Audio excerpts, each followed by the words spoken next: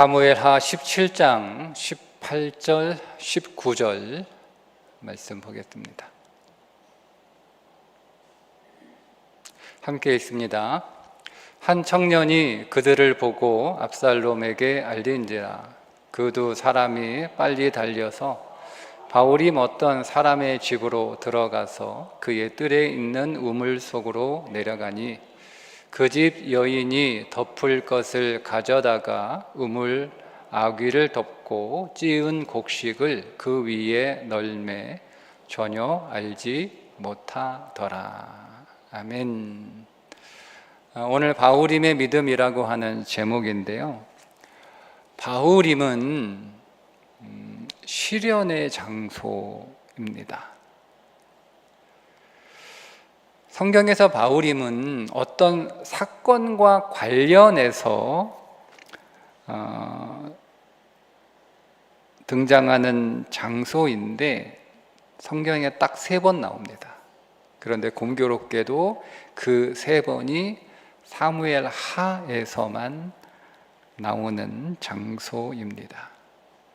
그런데 이 서로 다른 사건에 나오는 이 바울임이라고 하는 장소는 공통적으로 모두 시련이라고 하는 사건이 그 바울임에서 일어납니다. 그 바울임에서 일어나는 각각의 사건을 통해서 그들에게 닥친 시련을 대하는 3가지의 태도가 나옵니다. 그래서 오늘 설교는 바울임에서 일어났던 이 3가지 사건들을 우리가 보면서 시련을 대하는 믿음의 태도는 어떤 것인가? 여러분 잘 알고 계시겠지만 오늘 이 바울임의 사건을 통해서 다시 한번 시련을 대하는 믿음의 태도를 우리 가운데 더 정리하는, 또 다시 한번 새기는 그런 시간이 되고 우리가 그 믿음으로 이어서 기도하려고 합니다. 첫 번째 사건은 사무엘하 3장 16절에 나오는 사건인데, 다윗이 미갈을 데려오라 이렇게 요구하니까 아브넬이 미갈을 데려가죠. 그때 이제 미갈의 남편이 발디엘이라고 하는 사람인데, 그 발디엘이 자기와 살고 있는 아내 미갈을 데려가니까, 뺏어가니까 쫓아오는데 어디까지 쫓아가냐면 바울임까지 쫓아갑니다. 그래서 첫 번째 바울임의 시련은 사랑하는 것들과의 이별입니다. 원래 미갈은 다윗의 아내였잖아요.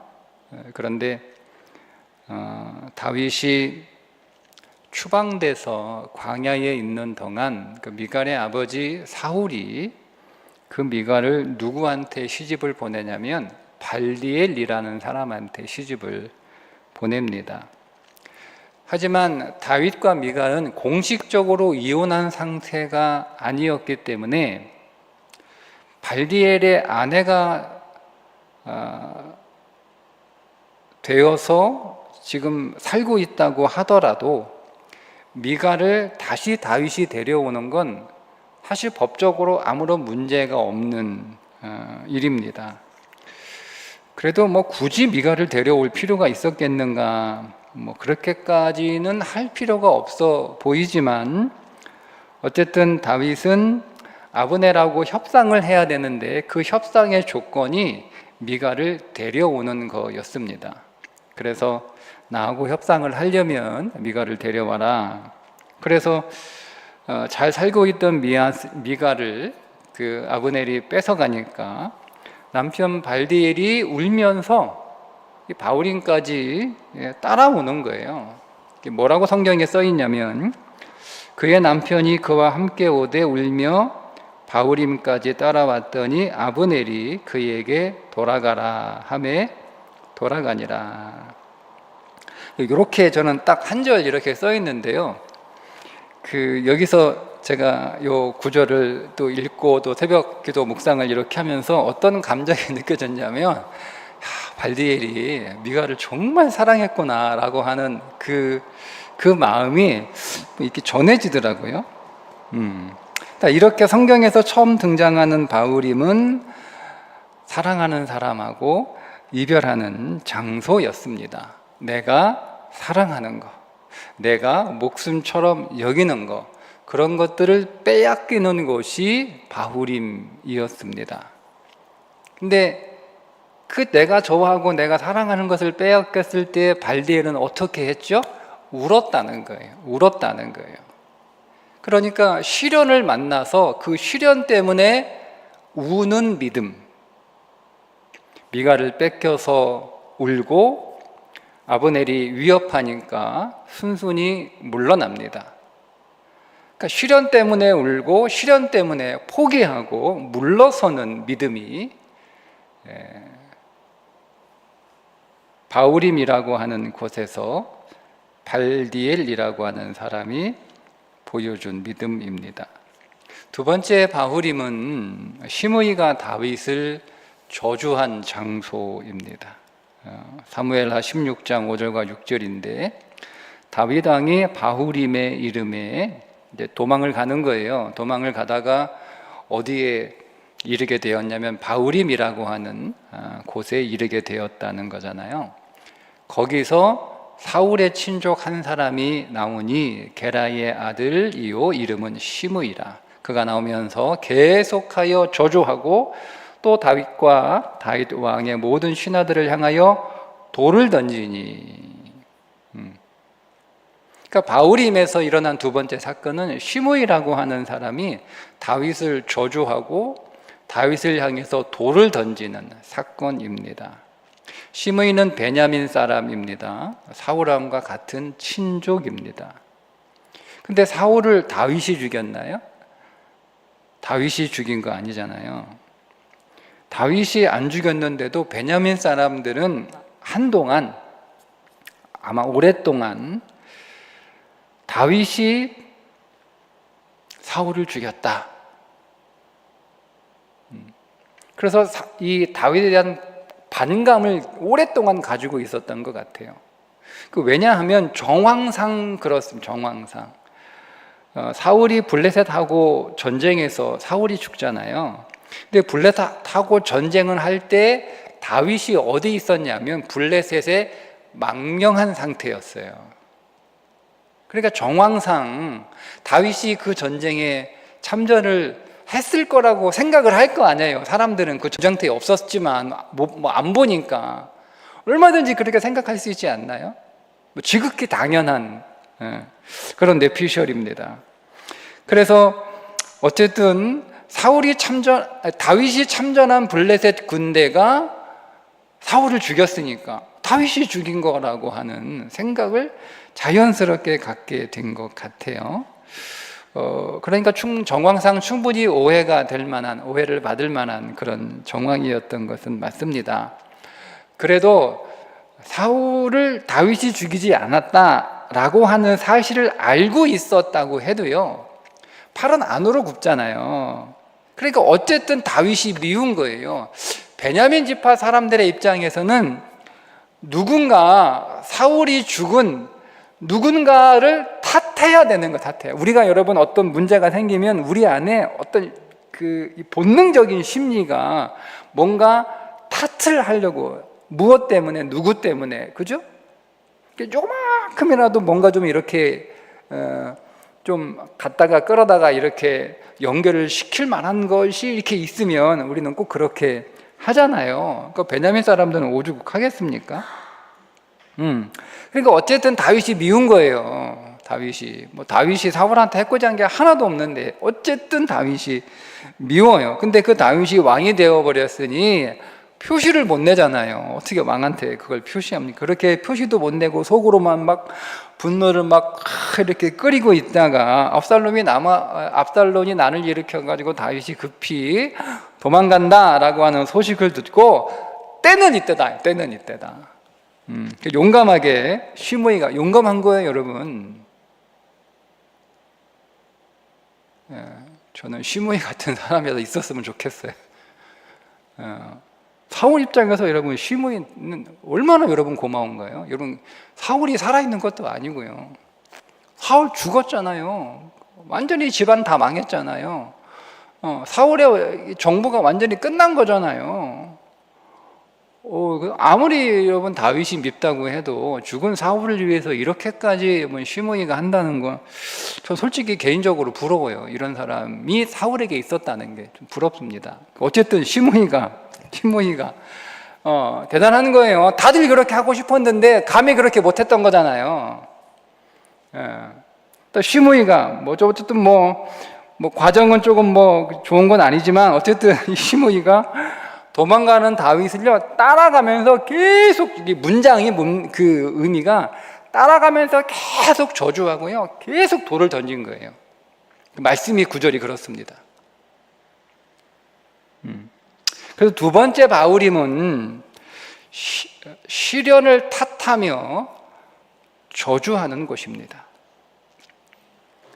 시므이는 사울 왕의 죽음을 다윗 탓으로 돌려버리고 그 다윗을 향해서 분노의 감정을 계속 키워요. 그리고 스스로 상처를 받아요.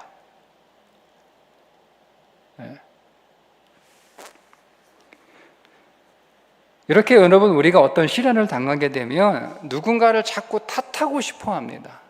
내 잘못이 아니야. 내 문제가 아니야. 누구 때문이야. 뭐 때문이야. 자꾸 이렇게 탓하고 그러면 그를 계속 미워하게 되고 그 미움이 커지면 증오가 되고 그렇게 계속 여러분 증오하다 보면 여러분 뭐가 되는 거예요? 스스로 상처를 입히는 거예요. 그래서 분노를 계속 키워가는 믿음. 세 번째 바울임은 오늘 본문인데요. 다윗이 이렇게 도망을 가고 있는데 도망가고 있는 다윗을 누가 기다리고 있냐면 두 제사장 사독과 아비아달이 언약궤를 가지고 와서 다윗을 기다리고 있었어요. 근데 다윗이 그 언약궤를 가지고 나와 자기를 기다리고 있는 사독과 아비아달을 보고 언약궤 가지고 돌아가라고 이렇게 명령을 하면서 가서 압살롬이 어떤 계략을 세우는지 그 정보를 캐내서 나한테 알려달라, 이런 이제 임무를 주고 돌려보냅니다. 압살롬에게는 두 명의 그 뛰어난 전략가가 있었는데 한 사람이 아히도벨이고 한 사람이 후세입니다. 둘 다 압살롬에게 충성을 맹세했는데 아히도벨은 진짜 압살롬 편이고 후세는 다윗이 보낸 사람이잖아요. 그러니까 위장된 압살롬 편이에요. 자, 그래서 한 사람씩 이제 아히도벨과 후세가 다윗을 잡을 그 전략을 하나씩 한 사람씩 얘기를 하는데 최종적으로 누구의 전략이 채택이 되냐면 후세의 전략이 채택이 됩니다. 그래도 사독과 아비아달이요 혹시 몰라서 갑자기 압살롬이 마음이 바뀌어가지고 아무래도 후세보다는 아히도벨이 낫겠지, 아니면 아히도벨이 막 설득을 해가지고 압살롬의 마음을 바꿀 수도 있으니까, 그래서 혹시 몰라가지고 만약에 아히도벨의 전략을 다시 재채택할 수 있는 상황도 생길 수 있으니까 그건 이제 미리 대비하라고 이 두 제사장이 자기 아들 요나단과 아히마아스를 급하게 다윗에게 전령으로 보냈는데 그 사실이 압살롬의 귀에 들린 거예요. 그러니까 압살롬이 그의 종도를 보내가지고 당장 그놈들 잡아와라 해서 이제 쫓아가니까 이 두 전령은 이제 도망가는 신세가, 빨리 도망가야 되는 신세가 된 건데, 그러다가 바울임의 어느 무명의 집, 바울임에 있는 어느 집에 들어가요. 근데 그 집에 들어가서 그 사정을 설명을 했는지 그 집에 또 무명의 한 여인이 이 두 전령을 우물 속에다가 숨기고, 그러니까 우물이 물이 없었던 거예요. 예, 건기였던 거죠. 거기다가 이제 또 우물을 덮어요. 마치 우물이 아닌 것처럼. 뭐 덮어놓으면 들춰볼 거 아니에요. 그 위에다가 찌은 곡식들을 이렇게 널어놔요. 그래서 감쪽같이 우물이 있는 줄도 모르게 그렇게 위장을 해 놓습니다. 자, 압살롬의 종들이 바울임의 그 무명의 집에 와서 요나단, 아히마스 혹시 여기 안 지나갔냐? 못 봤냐? 그러니까 여인이 아마 지금쯤 시내를 건너갔을걸요? 한번 빨리 쫓아가 보세요. 뭐 이렇게 이제 이야기를 하죠. 그래서 뒤쫓아갔는데 결국 못 찾죠. 왜냐하면 그 우물 속에 있었으니까. 도로 돌아와서 압살롬에게 못 찾았다, 못 잡았다 이렇게 보고를 하는 내용입니다. 우리가 읽었던 이 구절 앞뒤에 있는 내용들이 그런 내용이에요. 자, 그러면 세 번째 바울임은 어떤 바울임이냐면 쫓기는 바울임입니다. 쫓기다가 어디에 들어가 숨은 거예요? 우물 속에 들어가 숨었어요. 자, 우물 속에 들어가 숨어 있으니까 위에는 덮개가 덮이고 위에는 또 찌은 곡식돌이 널려 있잖아요. 그러니까 그 우물 속에서는요, 우물 밖에 무슨 일이 일어나고 있는지 전혀 몰라요. 얼마나 답답하겠어요. 저 밖에서 무슨 일이 일어나고 있는지, 저 여인이 우리가 여기에 있다고 신고를 할지 안 할지, 그죠? 에? 아니면 저 여인이 우리를 숨겨주고 우리를 도와주지만 그래도 그 압살롬의 종들이 이 온 집안을 다 뒤져가지고 그 우리를 찾아낼지 못 찾아낼지 모르잖아요. 그러니까 그 안에서 아무것도 보이지 않고 아무것도 모르고 아무것도 예측할 수 없고 그냥 두렵기만 하는 거예요. 두렵기만. 그러니까 초조한 채 뭔가 소식만 기다리고 있는 그런 상황, 막막함과 두려움 속에서 초조한 바울임입니다. 자, 발디엘은 시련 때문에 울며 절망합니다. 시므이는 시련 때문에 분노하며 그 저주를 쏟아냅니다. 두 전령은 우물 속에서 두려움에 사로잡혀 있습니다. 이게 바울임의 시련입니다. 자, 그런데 여러분, 이 시련을 믿음의 눈으로 다시 한번 볼까요? 발디엘의 시련은 자기가 사랑하는 미갈을 빼앗기는 거잖아요. 자, 그런데 여러분, 그 미갈은 어떤 사람이었느냐? 미갈은 최종적으로 어떤 사람이었죠? 생명을 낳지 못하는 여자입니다. 발디엘하고 살고 있었던 미갈이 다윗한테 갔을 때 다른 미갈이 됐을까요? 저는 그 미갈이지 않을까요? 어떻게 발디엘하고 살던 미갈이 다윗하고 살다고 바뀝니까? 그죠?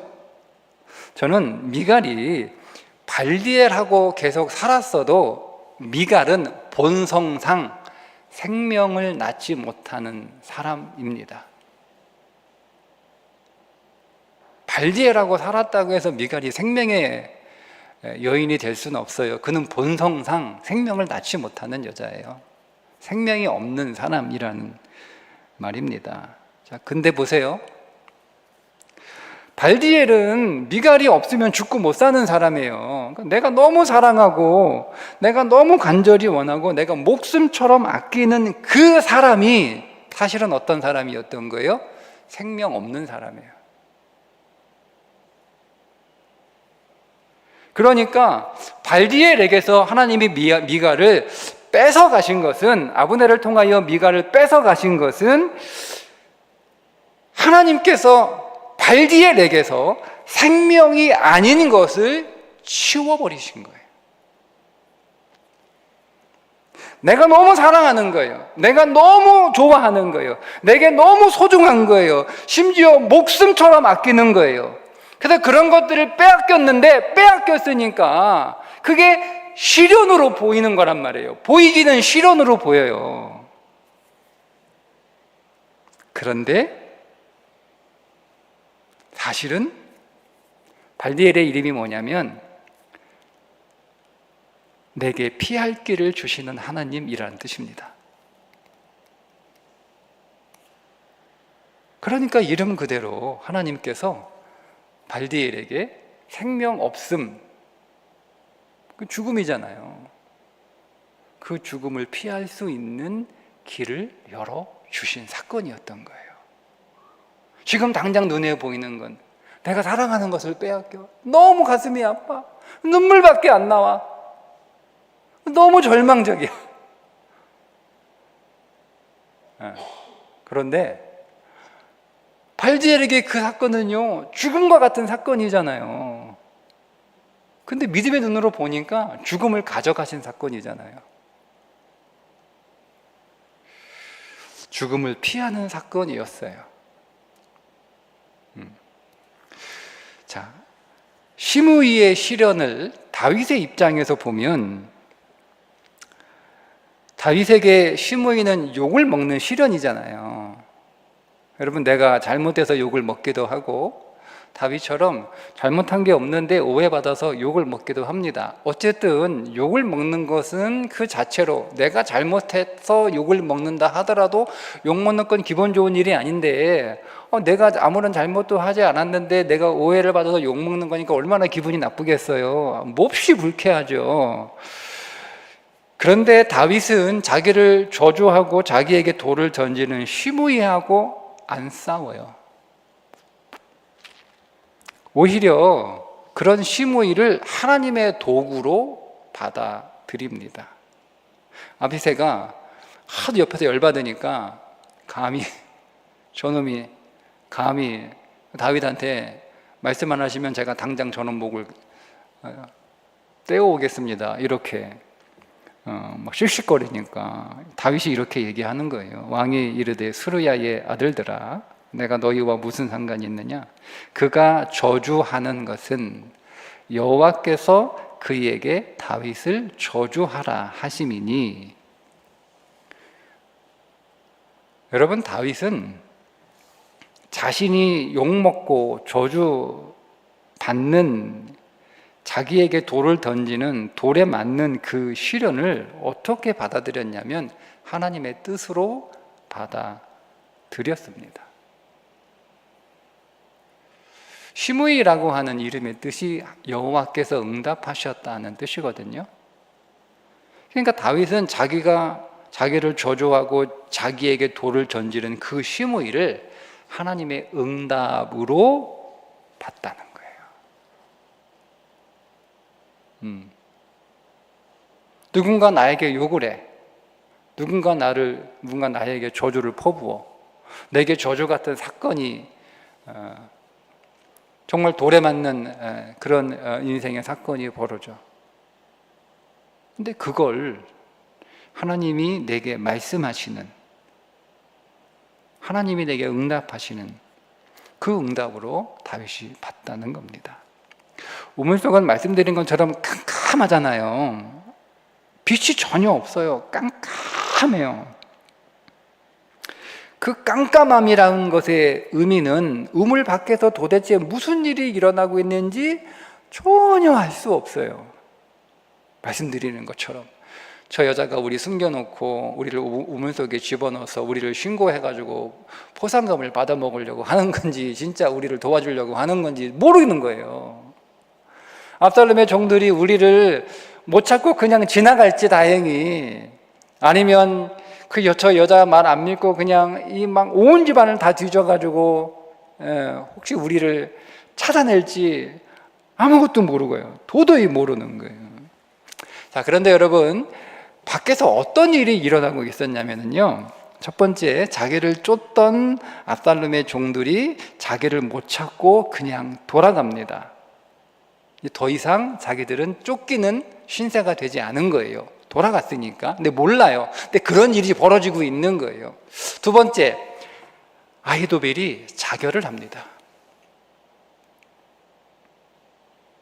그래서 아히도벨이라고 하는 위험이 사라져 버렸어요. 그리고 마하나임의 그 잠시 머물고 있는 그 다윗에게 다윗을 돕는 사람들이 막 이렇게 찾아와요. 그러니까 우물 속에서는 도대체 우물 밖에서 무슨 일이 일어나고 있는지는 하나도 안 보여. 아무것도 몰라. 답답하기만 해. 근데 무슨 일이 벌어지고 있었죠? 하나님이 일하고 계신 거예요. 나는 아무것도 안 보여서 답답하고 두렵고 초조하고 그러고 있는데 그 우물 밖에서는 하나님이 일하고 계시더라. 근데 여러분, 다윗은 지금 무슨 상태? 하나님의 징계를 받고 있는 상태. 하나님은 다윗을 징계하시는 중에도 다윗의 회복을 위해 보이지 않게 다윗의 회복을 위하여 하나님이 일하고 계시다는 사실입니다. 아무도 몰라요. 심지어 다윗도 몰라요. 근데 하나님은 내 눈앞에 있는 보이는 현실은 시련인데요, 보이지 않는 곳에서는 하나님이 일하고 계세요. 자, 여러분, 바울임은 명백하게 시련의 장소 맞습니다. 눈앞에 시련이 보입니다. 사랑하는 거, 내 목숨과도 같은 것을 빼앗기죠. 저주를 듣고 모욕을 당하고 돌에 맞습니다. 아무것도 보이지 않는 캄캄한 인생의 어둠 속에서 가슴이 조마조마합니다. 그렇지만 모두 세 장소 공통적으로 보이지 않는 하나님이 일하고 계셨습니다. 여러분, 이것이 바울임의 시련을 대하는 믿음입니다. 보이지 않아요. 그런데 하나님이 우리를 회복하시기 위하여 일하고 계시다. 그걸 믿는 것이 바울임의 믿음입니다. 그래서 내 눈에 보이는 것은 사랑하는 것을 빼앗기는 거예요. 근데 그건 사실인데 그 진실은 뭐예요? 내게 생명이 아닌 것들, 바꿔 얘기하면 내게 죽음인 것들. 내가 죽음을 사랑했다니까요. 내가 죽음을 목숨처럼 여긴 거예요. 그게 우리예요. 그런 것들을 내가 빼앗겼다고 생각했는데 사실은 하나님이 내게 죽음이 생명이 아닌 죽음과 같은 것들을 하나님이 빼앗아 가신 거예요. 그래서 현실은 슬프지만 그 믿음 안에서 그걸 이겨내야 되는 거예요. 저주도 하나님의 뜻이었습니다. 돌멩이가 날아드는 일에도 뭔가 하나님께서 내게 하실 말씀이 있으니 맞서지 말고 잠잠하셔야 됩니다. 무슨 뜻이 있겠지, 무슨 이유가 있겠지. 여러분, 시므이처럼 스스로 상처받는 거예요. 스스로. 그러면서 스스로 계속 상처를 주면서 자기 자신을 자해하면서 여러분 계속 분노를 쌓을 필요는 없어요. 캄캄한 우물 속에서 무슨 일이 벌어지고 있는지 몰라요. 하지만 하나님은 일하고 계셨습니다. 압살롬의 종들처럼 없어요, 못 찾았어요. 여러분, 그렇게 단념하지 마시고 포기하지 마시고 하나님의 일하심이 지금 분명히 있으니까 기대하셔야 됩니다. 그게 바울임의 믿음입니다. 그러면 이걸 어떻게 하느냐, 그죠? 자, 사실 오늘 제가 설교 안 해도 본문이 이곳이고 여러분이 좀 어떤 분들은 생소한 바울임이라는 장소이고 그런 것이면 내용은 별거 없잖아요. 내용이 새롭습니까? 다 그 내용이 그 내용이지. 이제 문제는 뭐냐면 어떻게 하느냐. 그게 이제 우물에 나타난 일들입니다. 자, 우물 위에 뭔가를 덮죠. 그리고 그 덮은 그 위에 뭐를 널어놔요? 찌은 곡식을 널어놔요. 저는 이게 무슨 의미일까 좀 묵상을 해봤는데요.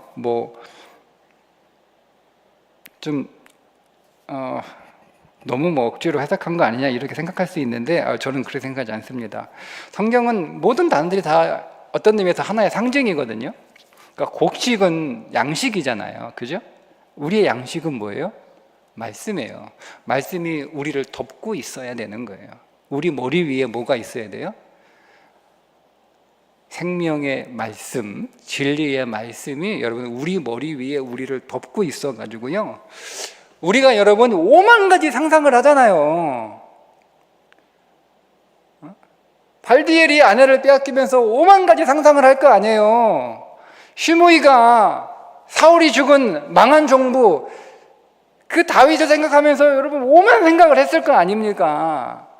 그 우물 속에서 그 두 전령이 캄캄한 우물 속에서 5만 생각을 했을 거 아니에요. 맞잖아요. 지금은 여러분이 어떤 시련을 당하게 되면 여러분이 꼭 한 가지 생각만 합니까? 이 생각도 하고 저 생각도 하고 5만 가지 생각하잖아요. 잠 못 자면서. 오늘도 새로운 생각, 내일도 새로운 생각 하실걸요?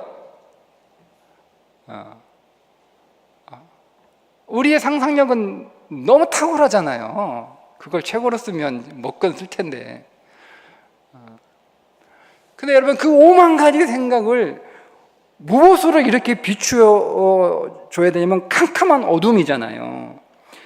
무엇으로 여러분 그 5만 가지 생상, 즉 무엇으로 우리의 시련을 비추어 볼 수 있어야 되냐면 말씀의 조명 아래에서 그 말씀의 빛으로 우리의 시련을 이렇게 비추어 볼 수 있어야 한다는 겁니다. 그때 아무것도 보이지 않는 캄캄한 어둠 속일지라도 우리는요 길을 잃어버리지 않아요. 우리는 자꾸 우리의 지식으로 봅니다. 우리는 자꾸 우리의 경험으로 우리의 시련을 바라봅니다. 우리는 계속 우리의 환경으로 우리의 시련을 계속 비추어 봅니다. 발디엘처럼 시므이처럼 그렇게 보는 거예요. 근데 오늘 말씀은 무엇으로 비추어 보라고요? 말씀으로 비추어 보라. 지금 제가 여러분들에게 전하는 그 말씀으로 여러분들의 시련을 한번 비추어 보시라 이거예요. 여러분의 상상력으로 여러분이 지금 겪고 있는 어려움들, 시련들을 좀 비추어 보지 말고 여러분들의 경험으로 여러분 비춰주지 말고 다른 사람이 당한 거 보고 그 사람의 시련을 가지고 내 삶의 시련을 좀 비추어 보지 말고 오늘 제가 여러분들에게 말씀을 통하여 전해준 그 말씀으로 한번 여러분들의 시련을 한번 비추어 보시고 그 말씀이 여러분들에게 보여주시는 것을 믿음으로 취하면 여러분 시련을 이길 수 있습니다. 하나님은 이름 없는 집에서 이름 없는 여인을 통하여 일하고 계셨습니다. 이름 없다, 무명이잖아요. 무명이라는 뜻이 무슨 뜻이에요? 하나님은 이때만 이름 없는 집, 이름 없는 마을, 이름 없는 여인을 통해 일하신 게 아니고요. 하나님은 종종 이름 없는 것을 통하여 하나님은 위대한 일을 하세요. 그 대표적인 사건이 뭐냐면 히브리 무명 산파를 통하여 모세를 살립니다. 모세를 살리는 그 일에 하나님의 도구로 쓰인 사람이요, 애굽의 대단한 사람이 아니잖아요. 무명 산파예요. 이름도 안 나와요.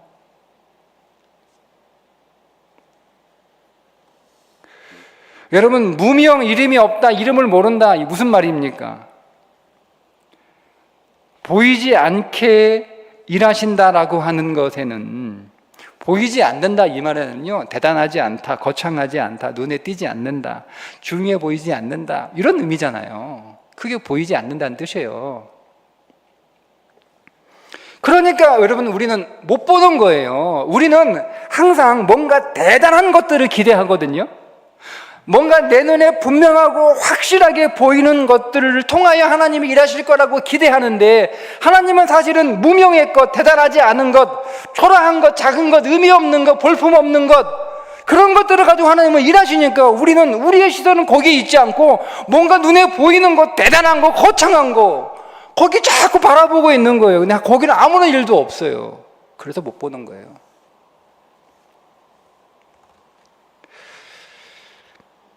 하나님은 우리가 주목하지 않는 사람, 하나님은 우리가 대단히 여기지 않는 작은 도움, 하나님은 중요해 보이지 않는 사소해 보이는 순간을 통하여 일하신다. 그래서 안 보이는 거예요. 그래서 안 보이는 거예요. 바울임은 지도에도 잘 나오지 않는 아주 작은 마을입니다.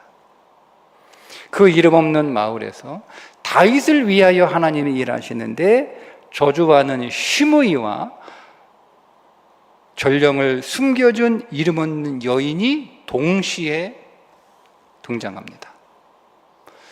정반대의 사람이잖아요. 그죠? 정반대의 사람이에요. 한 사람은 다윗을 저주하는 사람이고, 한 사람은 다윗을 도와주는 사람이고, 다윗을 좋아하는 사람이에요. 그런데 전혀 정반대의 두 사람이 바울임이라고 하는 공통된 장소에서 전혀 모습은 다른데, 전혀 내용은 다른데, 결국 누구를 위해? 다윗을 위해 일하고 있는 거예요. 여러분, 오늘 우리의 실현 속에서도요, 우리가 전혀 생각하지 못하던 전혀 뜻밖의 방식으로, 때로는 내가 생각하는 것과 정반대의 방식으로, 이 여인과 시므이가 정반대에 있는 사람인 것처럼, 내가 생각했던, 내가 기대했던 것과는 정반대의 것으로 하나님은 우리 인생 안에서 일하신다. 그러면 여러분, 우리는 어떤 믿음에 서 있어야 되는 거예요? 시련의 바울이면서 울고만 있을 거예요? 돌아가라! 그렇게 아브넬이 막 위협하니까 찍소리 못하고 여러분 울면서 절망하고 포기해야 됩니까?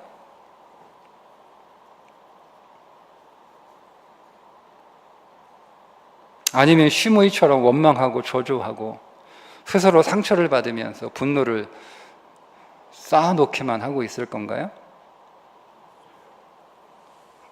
어두운 우물 속이지만, 아무것도 보이지 않지만, 밖에서 무슨 일이 일어나고 있는지 도무지 알 수 없지만 분명 하나님이 일하고 계실 거야.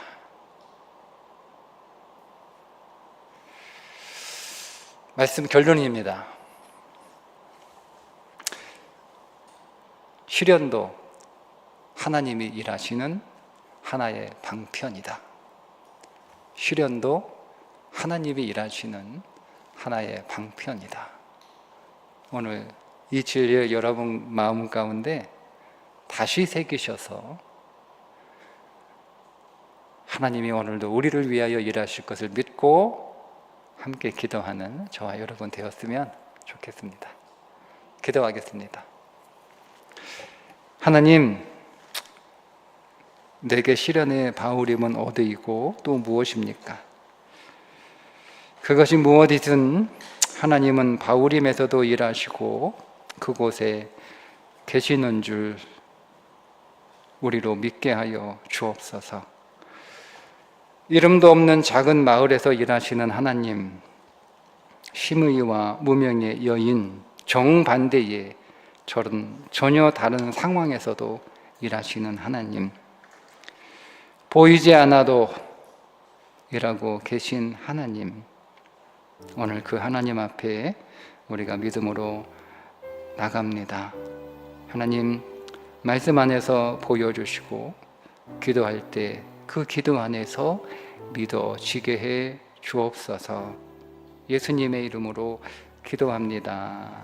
아멘.